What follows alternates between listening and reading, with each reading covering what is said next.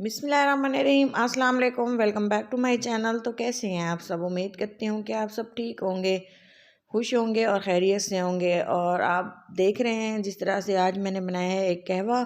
ये एक बहुत ही अच्छी सी रेमेडी है। आप इसको पूरा देखें वीडियो को, तभी आपको पता चलेगा कि ये इसके क्या फ़ायदे हैं और ये मैंने किस लिए बनाई है। ये देखें, ये है अदरक का पीस और इसको हम कट कर लेंगे, अच्छे से छील लेंगे।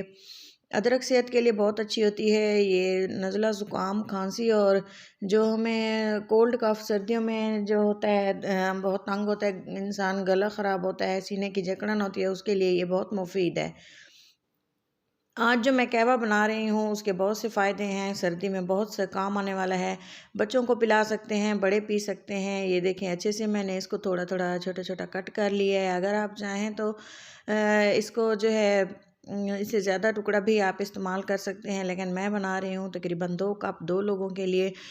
तो मैंने 1 इंच का ही अदरक का पीस लिया है। तो चलें जी, इसको हम कर लेते हैं क्रश। अगर चाहें तो आप इसको ऐसे ही इस्तेमाल कर सकते हैं, लेकिन इसे मैं कूट लूँगी, पीस लूँगी, क्रश कर लूँगी। और इसके अलावा ये देखें, ये पीस लिए है और इसको जो है अब मैं पानी लिया है मैंने तकरीबन 1 गिलास, और ये मैं बना रही हूँ 2 कप। तो ये बॉयल होने के बाद तकरीबन 2 कप जाके बच जाएगा।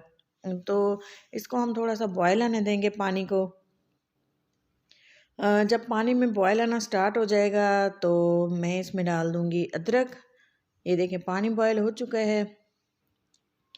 तो ये देखें जी, मैंने इसमें अदरक का जो हमने पीस के रखा हुआ था ये मैंने डाल दिया है। आप चाहें तो कटी हुई भी डाल सकते हैं, लेकिन इससे जो है अदरक का अर्क अच्छे से निकल आता है। और ये गले के ख़राबी के लिए, गले की ख़राश के लिए, ज़ुकाम जमा रहता है सर्दी में ये बहुत ज़्यादा मुफीद है। इलायची डालेंगे एक, ये देखें खोल के ओपन करके डाल दिए। और इसके अलावा मैं इसमें डाल दूँगी एक मेन इंग्रेडिएंट्स जो सेहत के लिए बहुत अच्छा होता है, हड्डियों के लिए, ख़ास तौर पे मसूड़ों के लिए। तो ये देखें, ये सर्दी को ख़त्म करता है। लौंग डाल दिए हैं इसमें 3 अदद, आप चाहें तो ज़्यादा भी डाल सकते हैं, लेकिन इतना काफ़ी है। ये है दालचीनी के 2 पीस, ये भी इसमें ऐड कर देंगे। और ये एक इतनी अच्छी सी रेमेडी ये बन जाएगी कि आप सोच भी नहीं सकते। ये है पे लीव्स, जिसे हम तेज़ पत्ता बोलते हैं। इसको हम मसाले में अक्सर हमारे इस्तेमाल होता है, बिरयानी में आप जानते होंगे। तो अक्सर घर में ये चीज़ें मौजूद होती हैं। घर की चीज़ों से ही मैं आपको ये बनाना सिखा रही हूँ। तो चलें, ये ऐड करने के बाद हमें इसे 5 से 6 मिनट बॉयल करना है मीडियम फ्लेम पे। और इसको ये देखें, बॉयल होते हुए तकरीबन 5 मिनट हो चुके हैं। और इसका कलर भी देखें और इसकी जो है क्वांटिटी भी देखें कितना ये बच चुका है।